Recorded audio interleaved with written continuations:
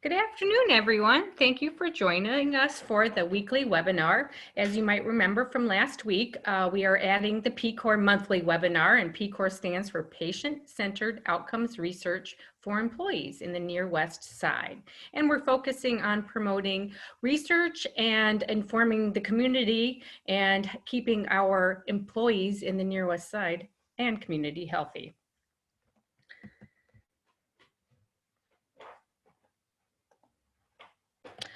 Just as a quick update of what's going on around town, as we talked about last time, things are winding down a bit, but exciting news about our Choice Neighborhood Initiative grant. Budgets are being submitted for those action activities. I have a slide next to just remind you of what all those are. And then this big transformation plan that hopefully will just really revitalize our community here in the Near West Side is due on December 16th. And with that process, we have another community meeting where we need community feedback. So that's going to be this webinar next week, and it's your opportunity to listen to the primary folks that have brought this together, including the Housing Authority and Torty Gallus, the architects, and be able to share with you what they heard from last meeting and the updates that they've made to help that be a community-based project. If you have any questions, you know where to find us. Again, those Choice Neighborhood activities, this is money that is being funded, and we have the opportunity to see actual activity occur, examples of murals, of neighborhood markers, possible storefront facades, landscape improvement, and then street calming. So there's a lot there. You will see transformation this spring specifically related to the Choice neighborhood, and those are called action activities. Next, as far as PCORE goes, I am going to be interviewing Dr. Chris Simmons. He is from the College of Health Sciences at Marquette University, and he's going to talk to us about exercise and COVID and the implications of what we can do while we're under this strange new time.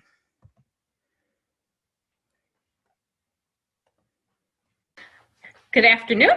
Welcome, Chris Simmons from Marquette University. We appreciate you taking time out of your busy day to talk to us about physical activity during COVID. Can you please tell us a little bit about yourself and your research at Marquette? Sure, Barb. Thanks. Happy to be here. I've worked at Marquette University for 20 years. I've done a variety of different things in wellness research, ranging from performance enhancement biomechanics research to social determinants of health and removing barriers for access to physical activity and wellness for marginalized populations in the city. So I've worked the better part of my adult career on wellness and physical activity. And now more than ever, I think it's an important space to be in given all we're seeing with COVID. No doubt about it. You know, COVID changes a lot what's been going on, and, you know, it's hard to get out and exercise. I think we forget what good exercise can do for us. Can you share some of the benefits that happen when we're exercising and reducing that risk of COVID? Without question, you know, in addition to the normal benefits of exercise, which are maintenance of weight, overall health, stress reduction, psychological health, there are things that become more important, specifically when we're facing the isolation that we face in COVID. Specifically, stress is a real problem for many families, for many individuals in this space. So the mitigation of stress through exercise is really well documented. So use of exercise as a stress management tool becomes even more important during this time. Additionally, things like keeping weight off when we're isolated and we're maybe not as active as we otherwise would be.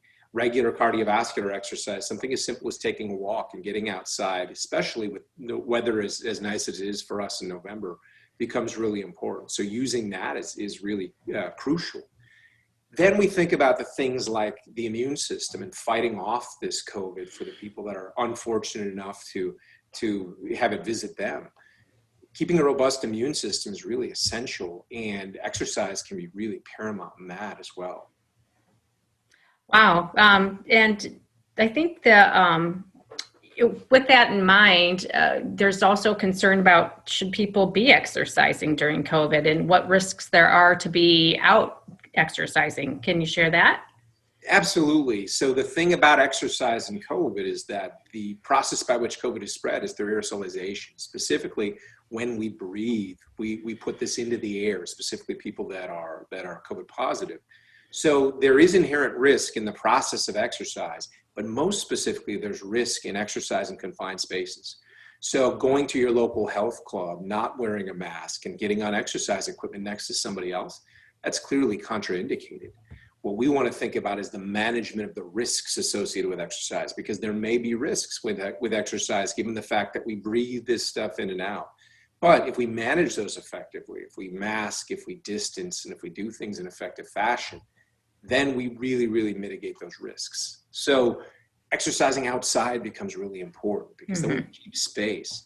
Exercising with a mask on when we're going to be breathing heavily because we're going to be pushing that air in and out more is really important. So if we can do those things, the benefits of exercise in most instances far outweigh the risks. The only time where I'd say that that's maybe not a positive is if we're going to go into a confined space. And as we know, some of the health clubs, some of the other spaces that we tend to exist in are these confined spaces. Here's where those risks sometimes outweigh the benefits. Sure. And I would think even as we're getting into home exercise, just making sure to be vigilant on cleaning your equipment down, it would be a safety measure as well.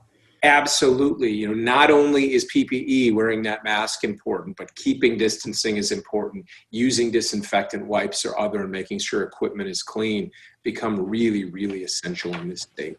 Yeah, for sure.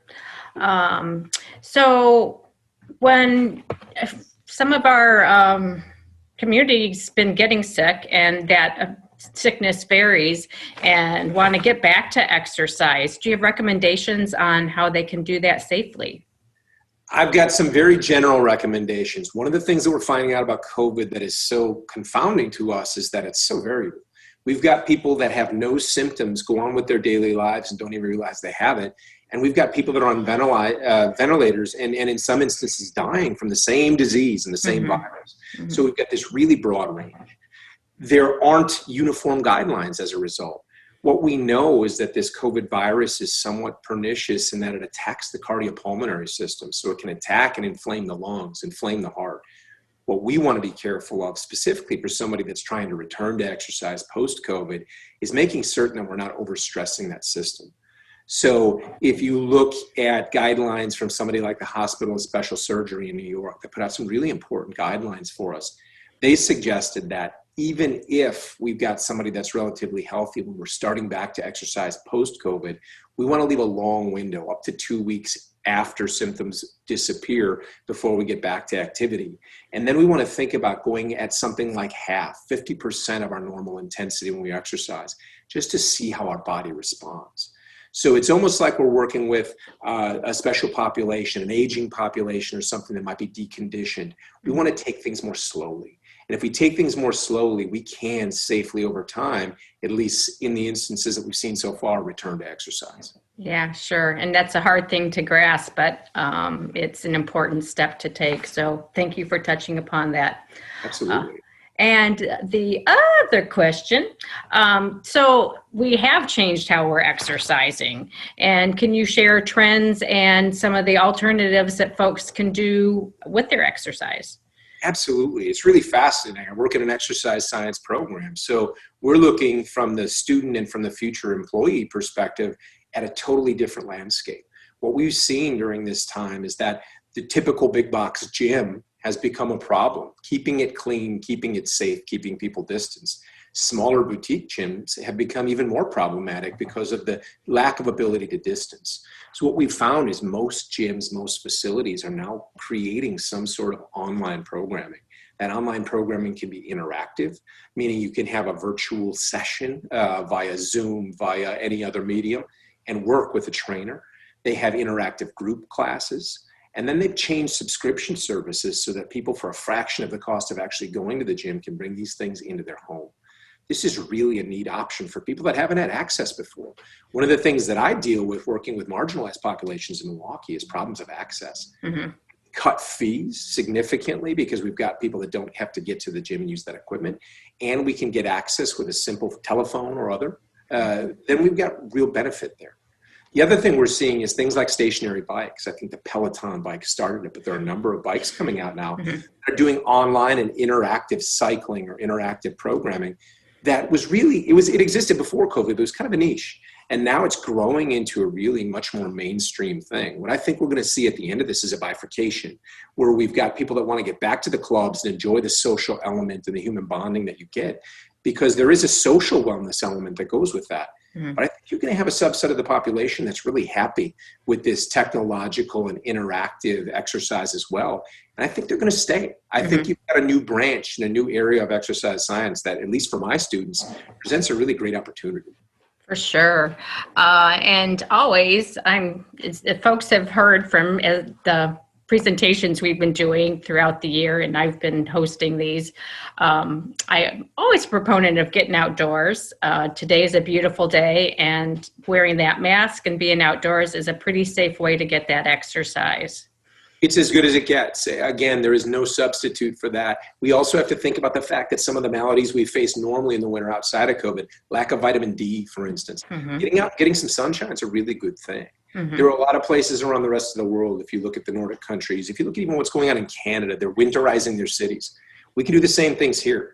We have to be a little hardier and get out into that cold. We have to layer effectively, but getting out and exercising all year isn't contraindicated. It's something that we can do safely on most days. Yeah, agreed. And it's a nice way to experience nature as well. So, well, thank you for taking time with us today and touching upon these points with exercise or physical activity during COVID. And we hope to continue to keep our community healthy by washing their hands, wearing their mask, staying distanced, and being healthy. So get that exercise, gang, and we'll all make it through. Thanks again, Chris. So happy to contribute. Thank you. Bye.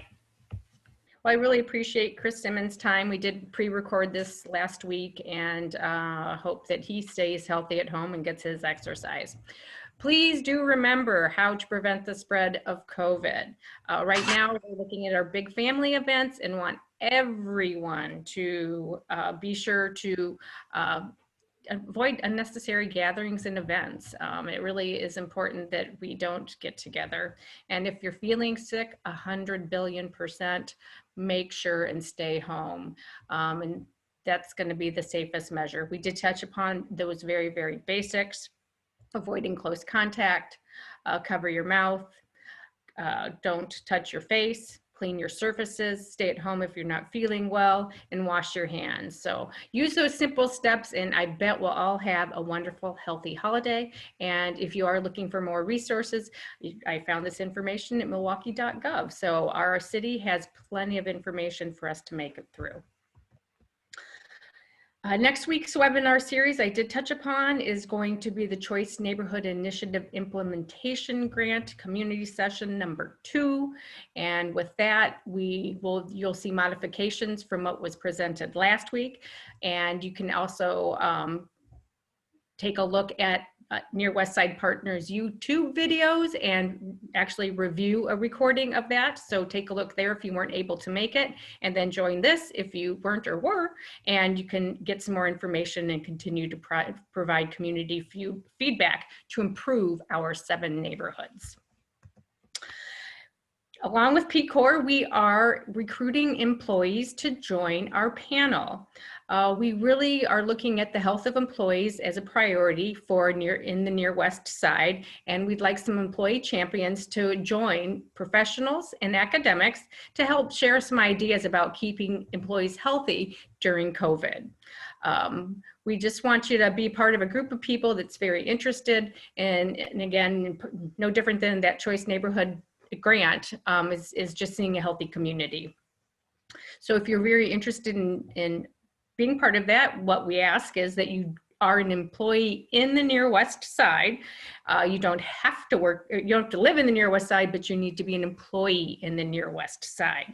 And if you are that person, please contact me at pcore@nearwestsidepartners.org, or you can call at 933-0640. So this is an all call to all employees in the Near West Side. Come be part of the solution and helping make our community healthier. And as we are wrapping up, thank you everyone for joining us. Make it a safe and happy holiday. Wash your hands and don't eat too much turkey. And get out and get some exercise or get on that recumbent bike, whatever you got going at home. Exercise is important to help us keep us healthy, and we appreciate that. Have a great day. Thank you.